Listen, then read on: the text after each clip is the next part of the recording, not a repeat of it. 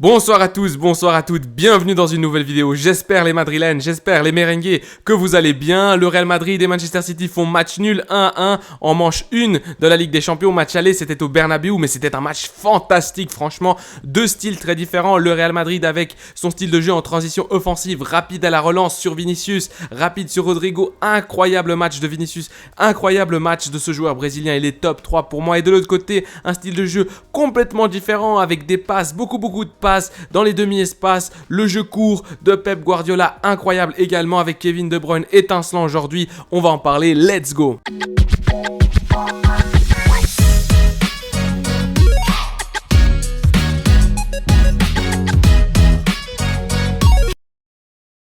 Mes amis, j'ai adoré ce match, et la première mi-temps et la deuxième mi-temps. Vraiment deux mi-temps, on pourrait dire miroir ou complémentaire, mais d'un côté, le Real Madrid en première mi-temps qui s'en va dans le tunnel des vestiaires avec l'avantage 1-0 pour les Merengues à la pause, but de Vinicius. Alors ce but, on va le commenter tout de suite, il a été superbe, 36e minute, remontée de ballon de Camavinga, après un 1-2 avec Luka Modric, donc Luka Modric qui lui remet le ballon, Camavinga sur le couloir gauche qui remonte le ballon, ensuite il pique un peu vers l'intérieur, il voit Vini, il lâche le ballon pour Vini, Vini reprend le ballon, reprend la course et tout d'un coup, boum, il lâche une grosse frappe du droit imparable pour Ederson. Et du coup, le Real Madrid qui a eu une seule occasion en première mi-temps, une seule occasion, et c'est le but. Alors que Manchester City a eu une frappe sèche de Rodri, un bel arrêt de Courtois qui plonge bien, et le ballon il allait juste à ras du poteau, et Courtois qui fait un très bon arrêt, très important. Également, je crois, si je ne me trompe pas, Kevin De Bruyne qui a eu plusieurs actions, une en tout cas en face à face avec Courtois, et Courtois qui prend le dessus sur son compatriote belge, les deux qui ont une histoire, vous pouvez chercher sur internet, il y a même des filles là-dedans, en tout cas les deux compatriotes qui étaient en face à face, et Courtois qui a réussi à stopper le belge en première mi-temps, mais en deuxième mi-temps, Kevin De Bruyne qui va lui aussi réussir à mettre un golasso. Cette première mi-temps, elle est marquée du côté du Real Madrid par un engagement, par un compromis défensif collectif incroyable. Et surtout, Carlo Ancelotti qui a réussi à faire quelque chose que peut-être demain, je vais essayer de commenter avec un graphique, avec peut-être un dispositif pour qu'on voie mieux ce qui s'est passé. Eh bien, il y a un joueur dont je vous parlais en avant-match, en pré-analyse. Si vous n'avez pas regardé la vidéo, allez la regarder, elle est intéressante. C'est Erling Haaland. Erling Haaland, c'est le meilleur buteur. C'est 51 buts cette saison. Et aujourd'hui, il a été invisible. Il a eu quelques frappes. Ok, je crois, il dévie de la tête, mais c'était assez facile parce qu'il était excentré. En plus, il saute un peu en retard. Et une autre où c'est une frappe un peu écrasée comme ça. Mais en tout cas, et d'ailleurs, maintenant que je dis ça, je ne sais pas si Kevin De Bruyne c'était en deuxième mi-temps contre Courtois. Enfin bref, ce que je sais, c'est que Erling Haaland n'a pas beaucoup touché le ballon. Il n'a pas été très présent, il n'a pas été très dangereux. Parce qu'il y a eu deux hommes aujourd'hui du côté du Real Madrid. Le premier, c'est Rudiger. Le deuxième, c'est Alaba, qui ont complètement éteint la présence de Erling Haaland, ok. Et surtout, je dirais l'homme du match. Bon, évidemment, Vinicius, on le connaît, c'est un joueur 5 étoiles, peut-être top 3 mondial, avec sa qualité technique, avec ses percées, avec cette volonté, cette hargne d'aller chercher le but. Lui, il a le cœur merengue, vous voyez. Mais Rudiger aujourd'hui, eh bien, c'était l'ombre d'Erling Haaland. Et il y a une photo qui est assez drôle, j'ai pas pu vous la mettre parce que je l'ai pas trouvée et j'ai pas envie de me faire ban la vidéo à cause des copyrights. Mais en gros, il mettait sa tête comme ça, juste derrière l'épaule d'Erling Haaland et il le suivait tout le match, il a été présent en duel. Vous savez quand vous allez en boîte de nuit et il y a trop de monde, c'est trop serré et tout le monde est comme ça en train de transpirer. Mais ça c'était Rudiger derrière Haaland. Il était comme ça et je te laisserai pas passer. Il faisait des clés de bras des fois comme ça. Il était tellement présent, tellement présent. Quand il y a un nom. Oh non, vous savez, le meilleur défenseur central du Real Madrid, de l'effectif, en tout cas c'est ce qu'on pensait jusqu'au match d'aujourd'hui.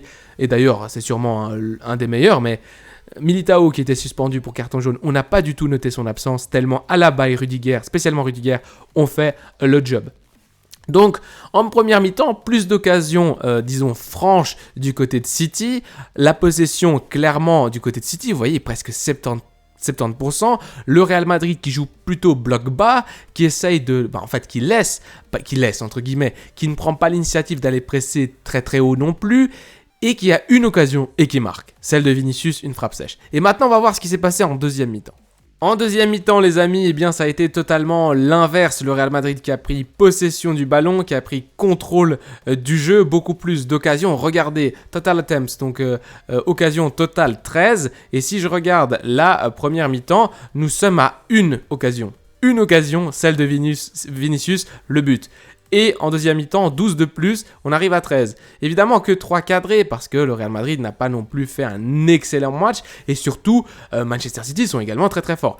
Mais c'était un match totalement différent en deuxième mi-temps, avec beaucoup plus de transitions offensives. Vinicius qui a été très percutant. Son duel avec Kyle Walker a été incroyable, les deux à la fin. Ils se sont checkés, ils ont fait comme ça, tac, bien joué mon ami. Parce que si c'est pas la vitesse et la puissance physique de Kyle Walker pour réussir à résister aux percées de Vinicius et aux courses de Vinicius, c'est très difficile. Un autre duel qui a été très intéressant durant tout le match, mais surtout en deuxième mi-temps, ça a été Carvajal et Grealish sur le côté droit de la défense madrilène. Du coup, il y a eu un peu de simulation aussi. En tout cas, voilà, c'était un duel très intéressant au niveau physique. Les deux voulaient vraiment le ballon. Il y avait de la hargne. On voyait que c'était une demi-finale de Ligue des Champions. Au niveau de l'arbitrage, c'était nul. Hein. Il y a eu des mauvaises décisions des deux côtés, des jaunes qui n'ont pas été mis. Par exemple, Rodri, il finit sans jaune, je ne sais pas pourquoi. Carvajal, il l'a simulé à un moment, il aurait dû se prendre jaune aussi. Enfin bref, mais ce que je voulais dire durant cette deuxième mi-temps, parce que les minutes défilent, c'est que Manchester City a en fait diminué son rythme de jeu et Pep Guardiola, on le voyait sur le banc, qui n'était pas très content parce qu'il voyait que le Real Madrid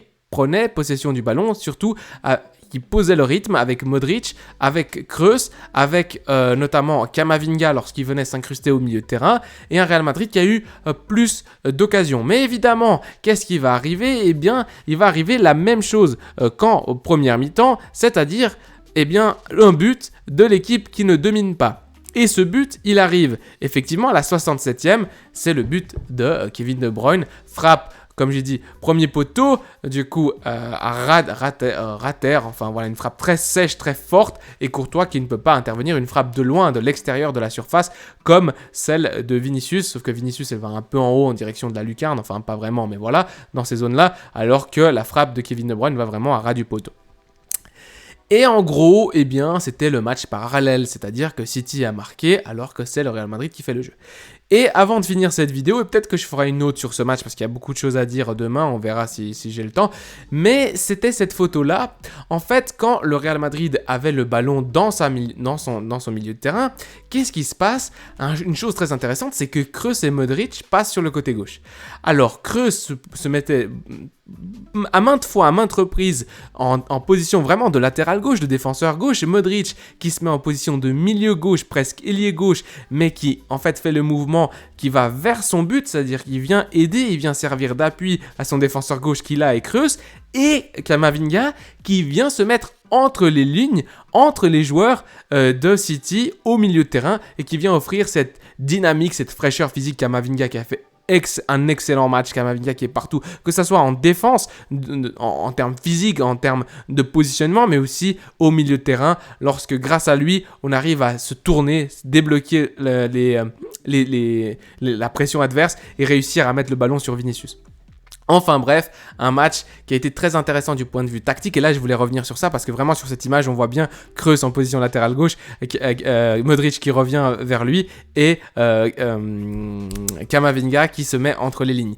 Du coup, très intéressant tout ça. Mais le Real Madrid qui n'a pas réussi à marquer le deuxième but, même s'il y a eu des frappes de Tchouaméni, des frappes de Nacho, je crois, à toute dernière minute et des beaux arrêts de Ederson. Je ne sais plus quand dans le match, mais il y a aussi une passe en retrait de Vini et un excellente intervention d'un tacle de Ruben Dias, sinon c'était but de Benzema. Enfin bref, un match très disputé, deux équipes de qualité effectivement, et demain matin je vais revoir ce match parce que franchement ça a été un plaisir, en tout cas moi qui suis très fan de football, je regarde beaucoup de football, mais là ce match-là était très intéressant du point de vue tactique. Il y a plein de choses à dire aussi, les mouvements de Gundogan, les mouvements de Rodri, la présence de Kevin De Bruyne du côté de City. Et du côté du Real Madrid, comme je vous ai dit, cette triangulation Alaba, Rudiger pour stopper Erling Haaland qui n'est pas apparu du match, mais également les déplacements de Modric, les déplacements de Camavinga. Ce qui a manqué aujourd'hui un petit peu, c'est, on va dire, le punch de Benzema. Aujourd'hui, je l'ai trouvé un peu mou, et Rodrigo qui n'était pas non plus flamboyant.